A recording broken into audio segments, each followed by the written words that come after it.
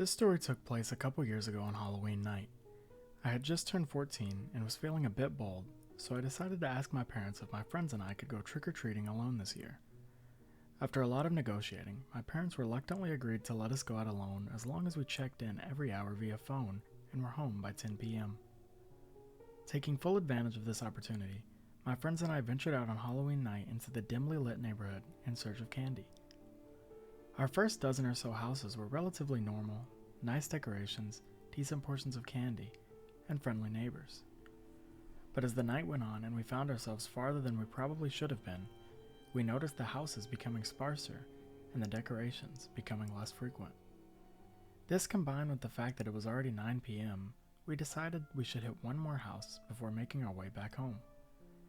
I remember seeing it at the same time my friend suggested it, a dimly lit, naturally scary looking house just at the end of the road.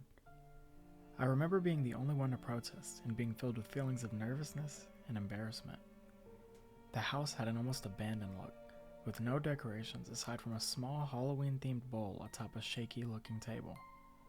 Nevertheless, after being pressured into going, we finally all made our way up the mossy driveway towards the frail house.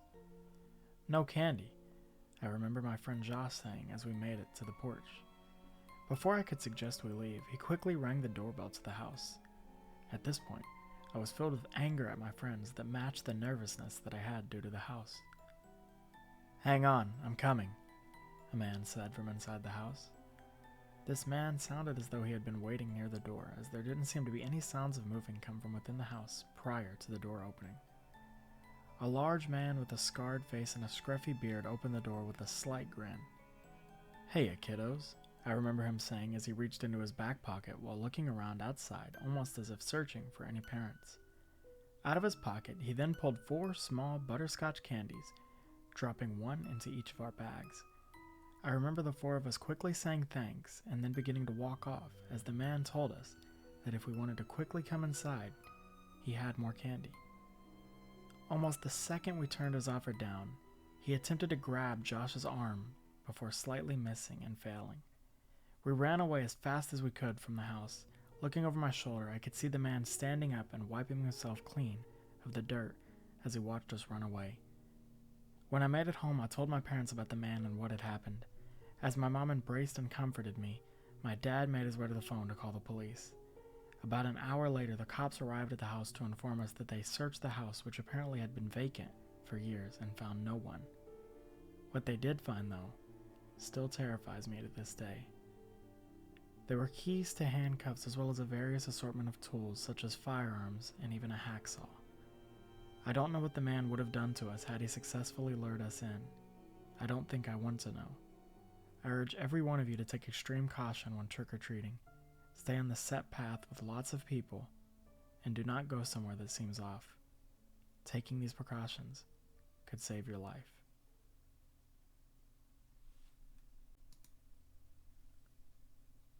It was Halloween night, and my parents were gearing up for a fun night out with my little sister and our cousins. Normally, I would go trick-or-treating with them, but seeing as I was 17 years old now, it felt a little odd to buy a costume and tag along. Nevertheless, I had a fun night planned of watching movies and playing games with my cousin, who was also around the same age as me. Tonight, we were in charge of the house, and though I wasn't looking forward to answering the door for trick-or-treaters all night, I did like the idea of having some real adult responsibility. About an hour later, I hugged my parents goodbye and wished my younger family members good luck on their candy hunt. After finally shutting the door, turning on the first movie, and finally sitting down, the doorbell rang for the first time, then the second, and then the third. This repetitive cycle happened for hours, with the doorbell ringing, us pausing the movie and giving children candy, then finally sitting down for another minute of uninterrupted movie time. Though it was annoying, over time it became subconscious and we set up a turn system for who had to answer the door. So when the doorbell rang this time, nothing seemed abnormal. It was my cousin's turn to answer the door, and so he did. I knew something was off when I heard the door open and didn't hear the consequent "trick or treat" that the small children so often said. I turned over to see my cousin looking slightly taken aback at whoever was outside of the door. I saw him reach into the bag and begin to hand over the candy. It was at this moment whoever was outside attempted to push open the door and enter the house. My cousin acted quickly and shut the door, locking it. He then yelled for me to call the cops, and so I did. I quickly told the dispatcher about the situation while running upstairs with my cousin. It was at this moment that I heard the sound of shattering glass coming from downstairs and the yells of men. The dispatcher on the phone told us to grab a weapon and to hide somewhere, and that the officers would be there any minute now. So we listened. We both grabbed the nearest thing towards us, which turned out to be a baseball bat and a large water jug, and we hid in the closet of our now locked room. As we heard things breaking downstairs and the sound of footsteps rushing up the steps, we knew these guys were the worst of the worst. Not only did they not care to be heard or even seen, but they were willing to go upstairs where they knew we were hiding. I heard them rummaging through my parents' drawers, bagging up what sounded like jewelry. I knew that once they finished with that room, the next room was ours. It felt like 10 minutes had passed since the phone call with the police, and I was beginning to think that they had either gotten lost or held up with something else.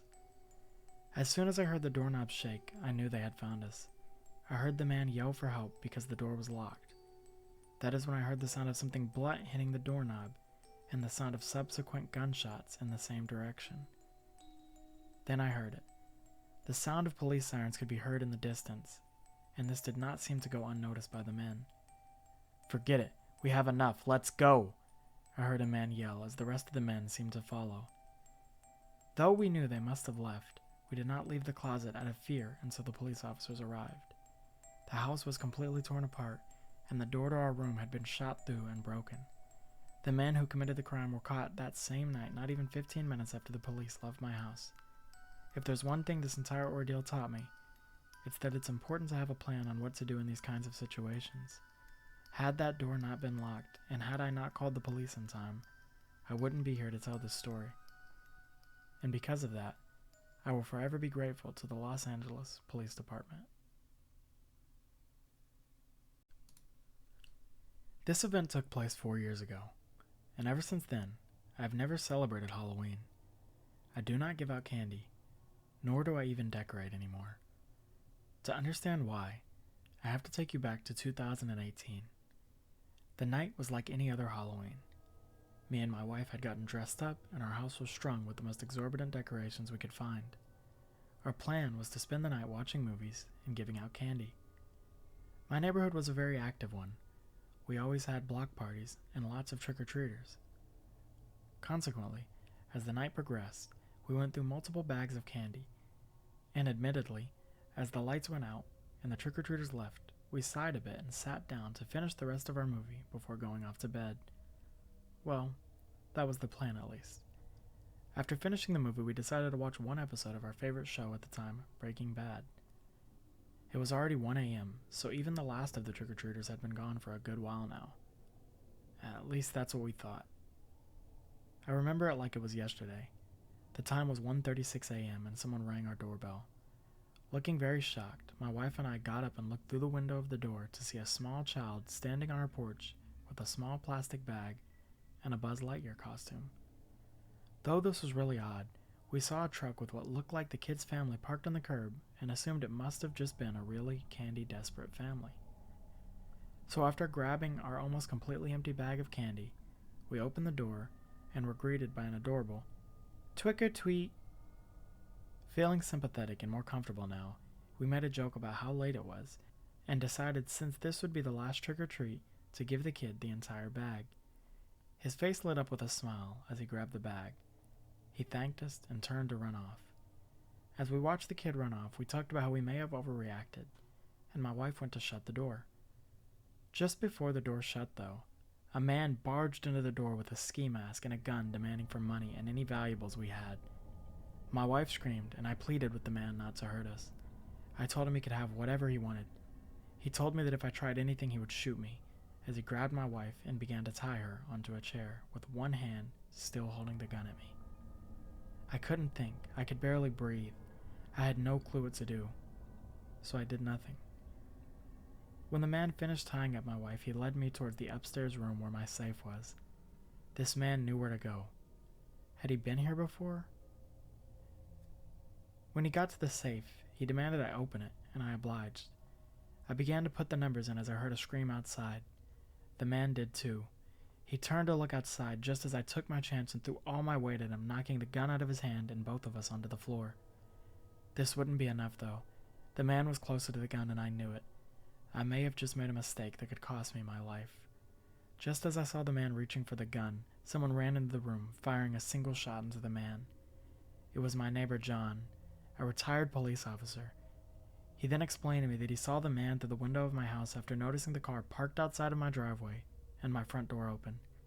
The scream was the man's family trying to alert him. I thanked him the best I could as I saw the police cars pull up outside. Nothing else was on my mind but her. I ran downstairs to check on my wife, untying her.